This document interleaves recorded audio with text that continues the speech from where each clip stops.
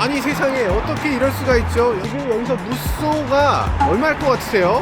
2,900원 3천만 원이 안 될 수도 있다는 얘기라던데 이거 진짠가? 안녕하세요, 모카 김한용입니다. 오늘 나와 있는 곳은 일산에 있는 KGM의 전시장입니다. 여기 나와 있는 이유는 바로 Q300이라고 불렸던 무쏘의 최초 공개 행사를 진행하기 때문입니다. 무쏘 어떤 자동차인지 정말 궁금하시죠? 지난번에 몇 번 보여드리기도 했고, 그리고 많은 분들이 궁금증을 갖고 있는 자동차인데 이 차 여러 가지 특징들이 있다고 해요. 그리고 훨씬 더 예뻐졌다고 하니까 어떤 부분이 어떻게 달라졌는지 함께 살펴보시죠.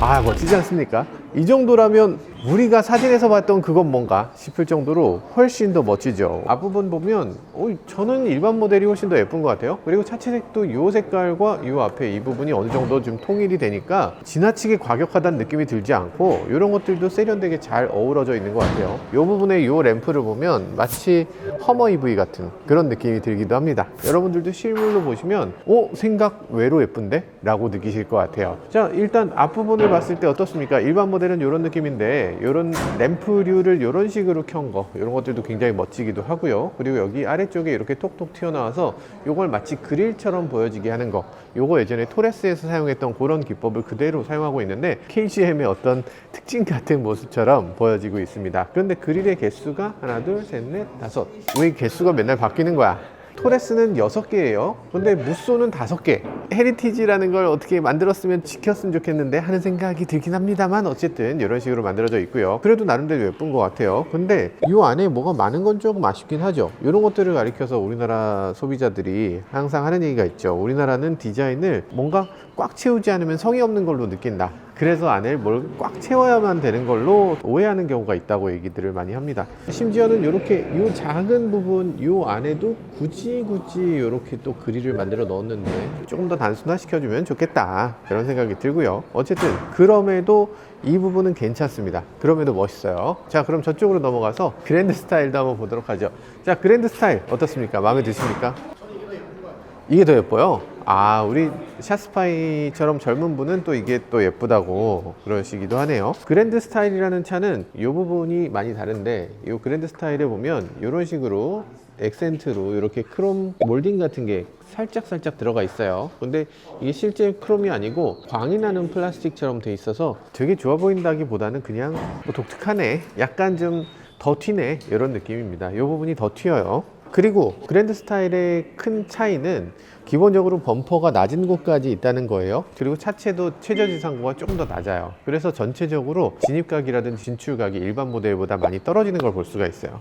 그래서 그랜드 스타일 같은 경우는 요 그릴 다르고 요 램프 아래쪽에 안개등이 달라요. 안개등이 세로로 이렇게 있는데 요 안개등을 세로로 굳이 넣을 거였다면 얘하고 어떤 식으로든 연결고리를 만들었으면 더 좋았을 것 같은데, 아무튼 앞모양은 좀 달라요. 그리고 여기 있는 차는 지금 가솔린 버전입니다. 엔진룸을 열면 이렇게 생겼어요. 일단 엔진이 세로 배치가 되어 있죠. 그리고 변속기는 아이신의 8단 자동 변속기가 들어갑니다. 그리고 지금 여기 있는 가솔린 말고 저쪽에는 지금 디젤 엔진이 들어있는데요. 디젤 엔진은 아이신의 6단 자동 변속기가 들어가고 있어요. 지금 아이신의 8단 자동 변속기는 우리나라에서 최초로 KGM이 유일하게 사용하고 있습니다. 수입차는 상당히 많은데, 근데 아이신 변속기라는 건 우리가 실내의 아이신 이런 말 하잖아요. 왜냐면 토요타 계열사 이기 때문에 허투루 만들진 않았겠지, 고장나진 않겠지, 이런 생각이 들고요. 기존에 있었던 KGM은 현대 파워텍의 8단 자동 변속기를 사용했는데 아이신으로 이제 전환하면서 조금 더 현대의 영향에서 조금 벗어나는 느낌, 그런 것들도 좀 있어 보이긴 하고요. 그럼에도 이 8단 자동 변속기를 디젤에도 좀 넣어줬으면 좋았을 텐데 조금 아쉽다는 생각이 들긴 합니다. 물론 디젤은 토크의 영역이 굉장히 넓기 때문에 6단 자동 변속기라도 큰 문제는 없을 것 같고, 그래도 이왕이면 8단 죄송합니다. 자, 그리고 지금 일반 모델 같은 경우는 이렇게 아래쪽이 많이 깎여 있습니다. 이렇게 깎여 있어서 진입각을 더 높여주는 형태를 보여주고 있고요. 그리고 아래쪽에 이렇게 빨간색으로 스키드 플레이트를 아래쪽에 이렇게 갖고 있는데, 아마도 드레스업의 역할이 더 크긴 하겠지만 어쨌든 옵션으로 저렇게 제공하면 더 예뻐 보이긴 하네요. 뒷부분을 보면 이렇게 생겼습니다. 뒷부분의 램프 한번 보세요. 램프 예쁘죠? 마음에 드세요? 예쁩니까? 안 예쁩니까? 반짝반짝하니 예쁘죠? 굉장히 면 발광이 빡 이렇게 들어오는 느낌이고요. 전체적으로 봤을 때 어우, 이전보다 훨씬 예뻐졌다, 이제 만족감이 조금 느껴진다 라는 정도로 좋아졌습니다. 그리고 아래쪽에 보면은 이런 식으로 사이드 스텝 같은 경우도 이렇게 만들어져 있고요. 이걸 밟고서 올라가라 라는 얘기죠. 물론 여기 사이드 스텝이 이런 식으로도 만들어져 있어요. 그래서 이걸 밟고 올라가도 되는데, 이건 저같이 다리 긴 사람들이나 편한 거고, 혹시라도 어린이나 이런 사람들은 올라가기 힘드니까 이렇게 조금 더 낮은 스텝을 쓸 수가 있도록 돼 있어요. 그리고 이것도 이전 같으면 너무 쿵 하는 느낌인데, 아무튼 이렇게 사뿐하게 갈 수 있도록, 이전에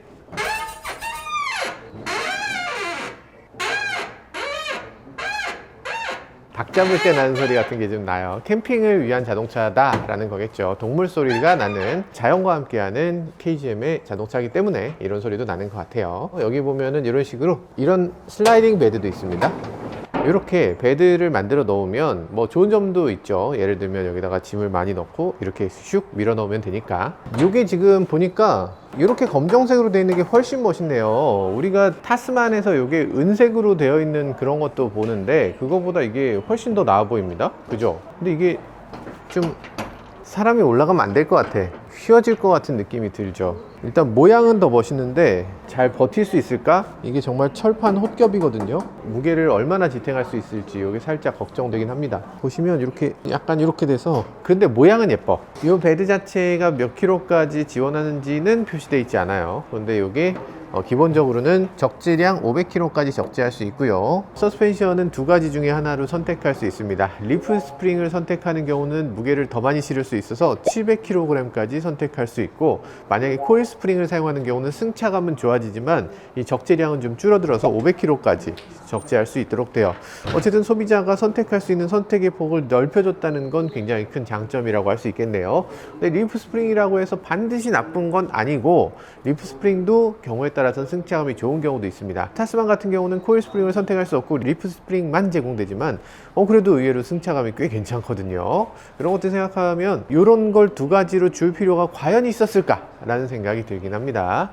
자, 그리고 또 여기서 보면 이런 데 어디 잡을 만한 데를 만들었으면 좋지 않았을까? 이 적재함 길이는 161cm입니다. 저나 여러분들이 누울 때는 조금 부족하겠죠. 그렇기 때문에 이렇게 적재함을 펼친 상태에서 눕도록 이렇게 해야 될 것 같고요. 그리고 여기다가 텐트 같은 걸 칠 때도 펼친 상태에서 칠 수 있기 때문에 이 167이라고 하지만 실제로는 한 2m 정도의 길이는 충분히 확보될 걸로 예상됩니다. 그리고 적재함 안쪽에는 이런 식으로 불을 켤 수 있습니다. 불이 여기 스위치로 제공되고 있고, 근데 한 가지 아쉬운 점이 있다면 V12이라든지 이런 것들도 있었으면 좋았을 텐데 V12 같은 건 지원되지 않습니다. 그래서 뒤쪽에서 전원을 써야 된다면 따로 개조를 해서 사용을 해야 될 것 같은데, 그런 것들은 조금 아쉬운 점이라고 할 수 있겠네요. 그리고 슬라이딩은 이런 식으로 테슬라 사이버 트럭처럼 그렇게 전동으로 막 이렇게 대각선으로 이런 식의 자동차가 많이 있을 거라고 생각하시죠? 그런데 그런 식의 자동차는 없습니다. 대각선으로 올라가는 차도 거의 없어요. 그냥 사이버 트럭이 워낙 대단한 적재함을 갖고 있는 거죠. 그 정도의 적재함을 갖고 있는 자동차는 없다고 없어요. 보시면 됩니다. 대부분의 트럭은 이 정도야. 그래서 이 정도면 지금 나쁜 게 아닙니다. 이 정도면 괜찮은 겁니다. 그리고 여기 보면 이런 식으로 누르게 돼 있는데, 이걸 이제 열쇠로 이렇게 잠궈야 됩니다. 이걸 잠그지 않으면 이 트렁크 안에 있는 걸 누군가 훔쳐갈 수 있으니까 이걸 잠궈야 된다는 거, 이게 어떤 불편함이라고 할 수 있겠죠. 그래서 이렇게 눌러서 이렇게 가는 건데, 되게 쌍남자의 자동차 같죠. 쌍용차 시절부터 이 회사는 쌍남자의 자동차를 만들었기 때문에 이런 식의 어떤 과격한 소리 나는 거, 막 터프한 거, 이런 것들은 오히려 장점으로 바라볼 수도 있을 것 같아요. 트렁크에 이런 식으로 활용할 수가 있고요. 요 윗부분 아니면 요 천장 부분, 이런 곳에 어떤 걸 실을 수 있냐면 저런 걸 실을 수 있습니다. 적재한 부분에 이런 걸 실어서 차 위에서 그냥 캠핑을 할 수도 있는 거죠. 괜찮겠죠? 한 번도 안 해봐서 감이 안 잡혀. 그러니까 캠핑이라는 게 의외로 해보면 정말 재밌다고 그러더라고요. 한번 해보고 싶다, 나도. 전면, 후면 많이 바뀌었잖아요. 정말 예쁘게 바뀌었죠. 근데 이제 측면은 뭐 그렇게까지 많이 변한 건 아니지만 이런 부분이 이런 부분 픽업 트럭이라는 게 뭐 측면이 크게 다를 수가 없잖아요. 그런데 그런 와중에서도 이렇게 디테일을 계속 손봐서 이제는 완전한 새로운 차로 딱 느껴집니다. 기존 차가 이랬고 새로운 차가 요래요. 훨씬 예쁘죠? 야, 이렇게 예뻐질 수가. 이 차 전체 외관을 봤을 때는 와, 요 정도라면 나도 하나 사고 싶다는 생각이 들 정도로 이렇게 완전히 바뀌었습니다. 원래 렉스턴 스포츠가 굉장히 저렴한 차잖아요. 3천만 원대부터 시작해. 와, 이 정도면 하나 사야지 라는 느낌이 드는데 아직 가격이 공개가 안 됐거든요. 이전 가격은 아니겠죠. 당연히 훨씬 더 올라갈 것 같은데 이전과 비슷한 가격이라면 저희도 하나 장만해야 되나 하는 생각이 듭니다. 아니, 타스만도 있는데 왜? 라고 생각하신다면 타스만은 하나 아쉬운 게 디젤이 없어요. 솔직히 말해서 이 트럭하고 디젤은 찰떡궁합입니다. 장거리 그냥 꾸준히 쭉 가는 그런 종류의 자동차잖아요. 하이브리드보다 어쩌면 디젤이 더 맞을 수도 있어. 근데 디젤을 굳이 만들지 않아서 실제로 타스만을 타보면 연비가 리터당 5km를 조금 넘는 정도, 정말 잘 타는 분들도 7km 정도 나온다고 하더라고요. 지금 너무한 느낌이 들죠. 그렇기 때문에 트럭이라면 결국에는 다른 파워트레인을 선택하고 싶다는 생각이 들 텐데 그런 면에서 무쏘가 아주 좋은 선택지로 만들어진 것 같아요. 마음에 드시죠? 옆면에서 봤을 때도 많이 바뀌었습니다. 이런 것들, 이거 뭐 사실 별거 아닌데 이게 뭐야? 이거 뭐 아무것도 아니잖아요. 아무것도 아니지만 훨씬 나. 여기도 있음으로 해서 훨씬 멋있어졌습니다. 오, 훨씬 낫죠? 훨씬 낫죠? 디테일이 다 바뀌었어요. 이런 손잡이 같은 것도 되게 세련돼졌잖아요. 야, 예뻐. 훨씬 좋아졌다. 그리고 이 손잡이는 그냥 손잡이 아니죠. 여기 보면 스마트폰으로 가까이 가면 문이 자동으로 열리는 그런 디지털 키 기능도 제공이 됩니다. 키 들고 다닐 필요 없다는 얘기죠. 물론 이건 옵션이기 때문에 여러분들이 꼭 선택하셔야 되는 그런 옵션이라고 할 수 있습니다. 타이어는 조금 희한합니다. 이게 지금 20인치 휠을 꼈는데 20인치 휠이 되게 작아 보여요. 휠하우스를 엄청나게 크게 뽑아놔서 작은데? 라는 느낌이 들고, 그리고 휠은 지금 17, 18, 20인치 이렇게 세 가지가 제공되는데요. 디자인은 꼭 20인치를 선택할 필요는 없어 보여요. 20인치라고 뭐 꽉 찬 느낌도 아니고 좀 더 작은 휠을 선택하는 것도 좋은 방법이라는 생각이 듭니다. 픽업 트럭은 타이어가 빵 이렇게 튀어나온 느낌이 있어야 돼요. 그래야 진짜 오프로드의 느낌이 나죠.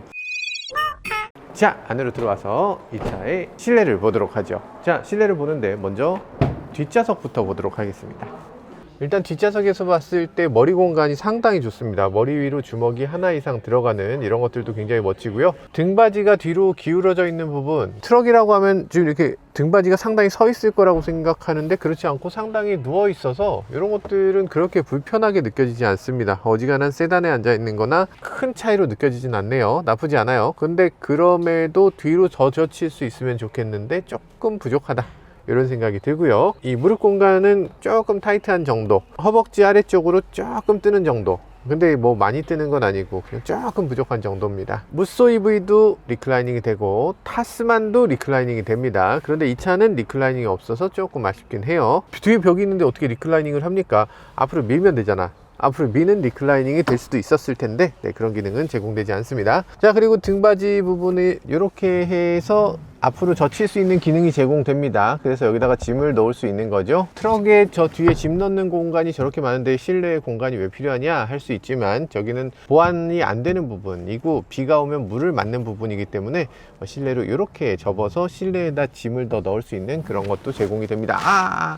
이왕 할 거면은 6대4나 4대2 대4나 좀 그렇게 좀 나눠주시지, 요거를 안 나눠주신다는 게 좀 섭섭하네요. 그리고 픽업 대부분이 방석 부분이 위로 올라가는 차들이 많이 있는데 포드 F150이라든지 타스만이라든지 이런 차들은 방석이 올라가는데 뒤가 젖히면은 사실 방석이 올라가는 것보다는 훨씬 불편합니다. 방석이 올라가게 되면 긴 짐을 이렇게 해서 이만한 짐을 실을 수가 있게 돼요. 근데 만약에 뒤가 젖혀진다고 하면 요만한 짐을 실을 수 있고 요만한 짐을 실을 수 있는 거기 때문에 사실 이게 젖혀지는 건 큰 의미가 없습니다. 그래서 뒤를 앞으로 젖히는 것보다는 이 방석 부분이 위로 올라가는 형태로 개선을 좀 해줄 필요가 있어 보여요. 왜 이 정도도 안 했을까? 조금 섭섭하게 느껴지긴 합니다. 그리고 뒷좌석에 앉았을 때 여기 요 유리가 바로 뒤에 있고 가운데 안전벨트가 유리에서 나오는 것처럼 느껴지는 것도 이것도 아주 묘한 느낌이 들긴 하네요. 자, 앞좌석 실내는 이렇게 생겼습니다. 어떻게 마음에 드세요? 기존에 있었던 인테리어와 상당히 많은 유사점이 있는데, 그런데 한번 들어가 보도록 하겠습니다. 아, 그래도 기존보다 훨씬 좋아졌다. 이 손잡이 하나하나, 뭐 이런 버튼 하나하나, 뭐 이런 것들이 기존보다 월등히 좋아졌고, 이 부분의 부품 소재라든지 그래픽이 나타나는 형태라든지 이런 것들도 엄청 좋아졌습니다. 훨씬 낫네요. 이 부분도 스웨이드로 처리하고 이 중간중간을 박음질 처리를 해서 굉장히 고급스러운 스웨이드를 만들어내고 있어요. 굉장히 재밌죠. 게다가 헤드레스트에 지금 무쏘 로고가 있어요. 이 무쏘 로고, 와, 요것도 굉장히 신선하다. 마치 포르쉐 크레스트를 여기다 박는 것 같은 그런 느낌이잖아요. 포르쉐 크레스트 여기다 박으려면 60만 원입니다, 옵션이. 근데 무쏘는 이걸 공짜로 박아줘요. 훌륭하죠? 셀카 찍을 때 딱 찍으면 여기 딱 찍혀 나오는 거지. 나 무쏘 탄다! 핸들도 바뀌었죠. 핸들도 조금 바뀌었는데 핸들이 입체적으로 바뀌어서 이런 것들도 큰 비용 들이지 않고도 많은 부분이 개선됐다는 걸 느끼게끔 합니다. 그리고 KGM 엠블럼이 이렇게 홈을 파서 이렇게 KGM이라고 새겨져 있는데 이것도 또 검정색으로 이렇게 또 처리를 했습니다. 디테일이 아주 대단하죠. 그리고 재밌게 패들 시프터가 달려 있습니다. 지금 패들 시프터가 있어서 시프트 다운, 시프트 업을 할 수 있도록 되어 있고, 렉스턴에 이어서 이렇게 8단 자동 변속기 그리고 패들 시프터가 들어가게 됐습니다. 아유, 엄청나게 좋아졌죠. 어댑티브 크루즈 컨트롤이 있고요. 차로 중앙 유지 있습니다. 첨단 기능들을 다 갖추고 있어요. 그리고 여기 보면 기어 시프터, 와, 기어 시프터 작은 거 보소. 기존에 KGM이 득득득득 한다는 그런 생각은 버리셔야 돼요. 이제는 이런 식으로 전자식 기어 시프터로 바뀌었습니다. 기어 시프터가 뭐 나름 예쁜데요. 이 자체가 굉장히 귀엽고, 감촉은 조금 더 좋아지면 좋겠는데 뭐 납득됩니다. 그런데 이거는 가솔린에만 들어가고요. 디젤에서는 이게 아닙니다. 8단 자동 변속기가 들어가는 이 차에서만 이게 들어간다. 사륜 구동은 이렇게 파트타임으로 사륜 하이, 사륜 로우 이렇게 선택할 수가 있어요. 사륜 하이에 대해서 많은 분들이 오해하시는 게 있는데, 항상 사륜 하이를 넣고 다니면 안 됩니다. 평소엔 2륜 하이를 넣으셔야 돼요. 알고 계세요? 전혀 모르셨죠? 사륜으로 하면 위험해요. 후륜으로 해야 됩니다. 타스만도 마찬가지니까 타스만에서도 이거 오해 없이 이렇게 사용하시기 바라겠어요. 사륜 구동에 대해서는 나중에 한번 제가 영상으로 올려보도록 하겠습니다. 자, 그리고 무선 충전이 있어서 핸드폰 충전을 해줄 수 있는 기능이 제공이 된다고 하고요. 그리고 또 USB 아울렛이 있는데 USB-C로 내놓을 수 있는 전류가 27W입니다. 현대차는 100W를 제공하고 있기 때문에 이게 조금 더 와트 수가 높아지면 좋겠다는 생각이 들긴 하네요. 27W면 충분한 건데 어쨌든 더 높으면 좋겠습니다. 열선 시트, 통풍 시트 같은 거 버튼으로 되길 원하는 것들 버튼으로 잘 제공되고 있습니다. 이렇게 열선을 하든가 이렇게 통풍을 하든가 뭐 그런 것들을 할 수 있도록 되어 있네요. 일단 디스플레이 크기 괜찮고, 계기판이 이 안으로 들어가서 이 높이 차이가 나는 것도 저는 개인적으로 굉장히 좋게 생각합니다. 이거 가까우니까 터치하기 좋고, 이 부분은 굉장히 깊으니까 초점이 지나치게 가까이 오지 않고 이렇게 사용할 수 있다는 거, 이것도 되게 좋죠. 그리고 이 안에 해상도라든지 밝기라든지 이런 것도 만족스럽습니다. 최근 들어서 KGM이 내놓는 자동차들, 토레스라든지 이런 차들을 보면 이 디스플레이의 화질이 너무 떨어지거나 너무 어둡거나 이런 부분이 아쉬웠는데, 이 정도의 디스플레이라면 누구도 그렇게 나쁘다고 얘기하지는 못할 것 같아요. 괜찮습니다. 무선으로 안드로이드 오토, 카플레이도 지원되는 것도 이제는 만족스럽고요. 그리고 이 안에 있는 여러 가지 기능들이 제공되는데, 이 부분에서 뭐 현대가 더 좋아 라고 얘기하시는 분들이 왜 없겠어요. 당연히 그런 분들 계시겠지만, 그렇지만 지금 기능으로 놓고 봤을 때는 나쁘지 않아 보입니다. 이 차의 여러 가지 음성인식이라든지 이런 것들 네이버 클로버를 지원하기 때문에 네이버 클로버에게 오늘의 뉴스라든지 뭐 이런 것들을 물어볼 수가 있습니다. 근데 지금은 이 차는 아직 완성차가 아니기 때문에 양산차와 다르게 인터넷 접속이 되고 있진 않아요. 근데 만약에 되면 네이버 클로버한테 뭐 옛날 이야기 들려줘, 뭐 우리 애를 위해서 무슨 영어 교육 시켜줘, 뭐 이런 것들을 요청할 수가 있어요. 그래서 자동차 회사가 이 모든 것들을 다 할 수 없다면 뭐 네이버라든지 뭐 카카오라든지 이런 회사와 제휴하는 것도 나쁘지 않은 선택이라는 생각이 듭니다. KGM이 그런 것들을 앞장서서 굉장히 잘하고 있죠. 그래서 이런 디스플레이라든지 이 안에 들어가는 인포테인먼트 시스템 저는 상당히 좋다고 생각되고, KGM 뭐 부족한 점은 당연히 있겠지만 그래도 굉장히 열심히 하고 있고, 어떤 부분에서는 오히려 현대차보다 더 좋은 면도 있다, 잘하고 있다 라는 생각이 들기도 합니다. 그럼 실내는 여기까지 보고, 자, 그럼 이런 차 말고 다르게 꾸며놓은 차들도 있으니까 내려가서 다른 차들도 조금 더 살펴보도록 하죠. 와, 이게 예쁘네. 오, 색깔도 이 부분이 튀지 않게 같은 색깔로 하니까 이것도 괜찮은데요. 그리고 여기 AT 타이어를 끼웠는데 이게 뭐 순정으로 선택할 수는 없어요. 그렇지만 이 AT 타이어를 나중에 싸제로 선택할 수 있으니까 여러분들이 17인치나 18인치를 끼워서 거기다가 AT 타이어를 끼우는 것도 아주 좋은 선택이 될 수 있을 것 같습니다. 나쁘지 않죠? 예쁘죠? 야, 이게 아무것도 안 올리면 이 부분이 그냥 나사가 이렇게 노출되는군요. 이거 좀 이상하다. 여기다가 뭘 무조건 달아야 되는 걸로 돼 있다고 보시면 됩니다. 데크 스펙이 여기 있는데 이런 것들이 있어요. 지금 최대 적재량이 400kg, 500kg, 700kg까지 있다. 그리고 용량이 이 롱 버전 같은 경우는 예전엔 렉스턴 스포츠 칸이라고 말하던 요걸 이제 롱 버전이라고 이제 이름을 좀 단순화 시켰습니다. 어쨌든 픽업 트럭 타보신 분들 아시겠지만 일단 픽업이 되고 나면 이 적재함 공간은 굉장히 여유롭게 생각됩니다. 세단이나 SUV나 이런 걸 탔을 때의 그 적재 공간하고는 비교가 안 되는 그런 어마어마한 크기니까 스탠다드 버전도 나쁘지 않아 보입니다. 스탠다드도 괜찮고 만약에 조금 더 넉넉한 공간을 원한다면 롱을 선택할 수 있고요. 롱을 선택했을 때는 길이가 1610mm니까 타스만에 비해서 10cm 길다는 거니까 큰 차이는 아니지만 어쨌든 타스만보다 크고 그리고 적재함도 높이도 더 높기 때문에 이 타스만보다 조금 더 짐이 많이 들어간다 라고 할 수는 있어요. 근데 너무나 작은 차이기 때문에 적재함 때문에 이걸 선택한다 라고 할 정도까지는 아닌 것 같아요. 그렇지만 수치상으로 확실히 더 크긴 크다. 그리고 여기 KGM 엠블럼이 탁 들어가는 거 이것도 나쁘지 않은데 픽업 브랜드를 무쏘라고 했다면 그럼 여기 그냥 무쏘라고 써주지, 이런 생각이 들기도 하네요. 그리고 건곤감리 없어진 줄 알았는데 여기 있었어요. 건곤감리가 여기 살짝 있습니다. 주유구에 곤이죠. 곤이 여기 써 있습니다. 그래서 주유구에 이렇게 주유를 할 때 한 번씩 우리의 태극 문양을 만져봐라 라는 느낌으로 만들어져 있죠. 요걸 보고서 그런 얘기도 하실 것 같아요. 야, 이거 뭐야, 이거 KGM 여기는 밝고 여긴 어둡잖아, 야 이거 품질 수준이 이게 뭐냐 라고 얘기하는 분들이 분명히 계실 것 같은데 그거 아니고 법규가 그렇습니다. 우리나라 법규는 DRL을 켜도 양쪽에만 켜게 돼 있어요. 가운데는 그거보다 일정량 이하 어두워야 됩니다. 스타리아도 보면 그렇잖아요. 낮에 다닐 때 보면 일자램프가 일자가 아니잖아. 양쪽은 밝고 가운데 어둡죠. 그런 것처럼 돼 있는 거고요. 그리고 만약에 헤드램프를 켜면 이게 같은 밝기로 들어오게 됩니다. 녹색도 괜찮네. 국방색 같은 느낌이 들면서 이런 것들도 나름 괜찮네요. 작전을 하고 돌아온 것 같은 군용 차량 같잖아요. 되게 터프해 보이고 괜찮은데요. 물론 요즘 군대에서는 기아를 탑니다만. 네, 지금 이렇게 무쏘 간단히 살펴봤는데요. 정말 황골탈태 완전히 새롭게 개선됐습니다. 여러 가지 면에서 이 정도라면은 누구나 선택할 만한 자동차로 엄청난 업그레이드를 하게 된 것 같고요. 어떤 분들은 야 이거 페이스리프트 아니냐 라고 하겠지만 여기 보면 파워트레인도 바뀌고 디자인도 바뀌고 승차감도 바뀌고 모든 것들이 바뀌었다고 해요. 그러니까 실제로 저희가 도로에 나가서 이 차를 주행을 해봐야 될 텐데 조만간 저희가 주행하는 시승기 영상도 보실 수 있을 텐데요. 그거 보시려면 뭐 해야 됩니까? 네, 구독, 좋아요, 알람 설정 부탁드립니다. 지금까지 저는 모카 김한용이었습니다. 감사합니다. 김한용의 모카 소차의 이야기. 세상은 넓어 차들은 달려가지. 하나 둘씩 펼쳐지는 차의 모험. 바퀴 아래 세상은 무궁무진해. 모카